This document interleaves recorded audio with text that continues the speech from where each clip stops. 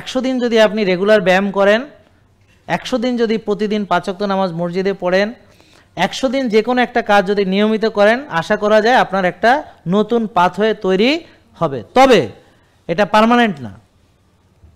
কেন?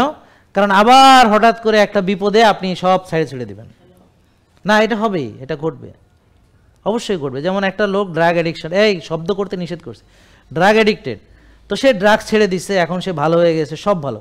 তারপর হয়েছে কি, তার প্রেমিকার লগে তার ছ্যাঁকা খাইছে আর কি, অথবা প্রেমিকার আর একটা বিয়ে হয়ে গেছে।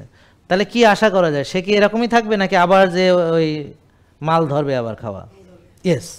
তো প্রতিটা মানুষই সে যখন একটা উপযুক্ত পরিবেশে সে ভালো থাকে, তারপর যখনই তার একটা চ্যালেঞ্জিং কোনো পরিবেশ আসে, সে সব ছেড়ে আগের নষ্ট জীবনে চলে যায়।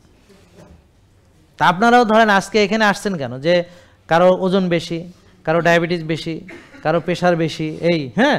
তা আপনি যখন ভালো হয়ে যাবেন, ভালো হওয়ার পরে তো নিয়ম টিয়ম মানছেন, ভালো, এখন সুস্থ, ওকে, এখন আপনি সুখে স্বাচ্ছন্দ্যে, ওই যে এই গল্প আছে না, সুখে স্বাচ্ছন্দ্যে বসবাস শুরু কর, সুস্থ হয়ে। এইটাই শেষ না, এই সিনেমা এখানে শেষ হয়, কিন্তু জীবন এখানে শেষ হয় না, বুঝলেন না? নায়ক নায়িকার বিয়ে হয়ে গেছে, সিনেমা শেষ। আরে বেটা, ঝামেলা তো এখন শুরু হবো।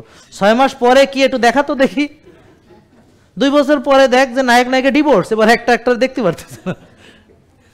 তো সিনেমা যখন শুরু হয়েছে, তুমি পর্দা টাইনে দিলা, সিনেমা শেষ। সিনেমা তো শুরু হইলো কেবল বিয়ে হয়েছে, কেবল শুরু হইব ঝগড়াঝাটি।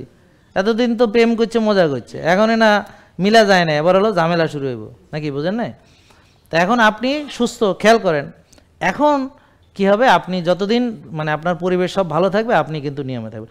হঠাৎ আপনার মা মারা গেছে, এই শোকে আপনি সব ছেড়ে দিয়া, মা হারা সন্তান, মানে মা আর মরতে পারবে না, মানে কারো মা মরে না, আপনারটা মরছে, মানে মা চিরজীবী থাকবে, মা মরতে পারবে না আপনার।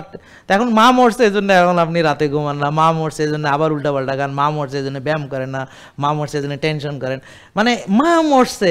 আপনি কিন্তু আসলে মা মরার বিষয় না, বিষয় হলো আপনি আপনার আগের লাইফ স্টাইলে চলে যাবেন। কেমনে যাবেন, একটা উসিলা দরকার, এটা পাইছেন আর কি।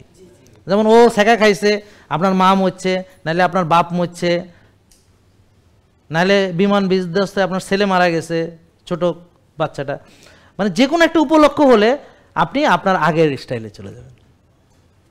এ হলো মানুষের স্বভাব। Do you understand? JK lifestyle, ওষুধ মুক্ত সুস্থ জীবন।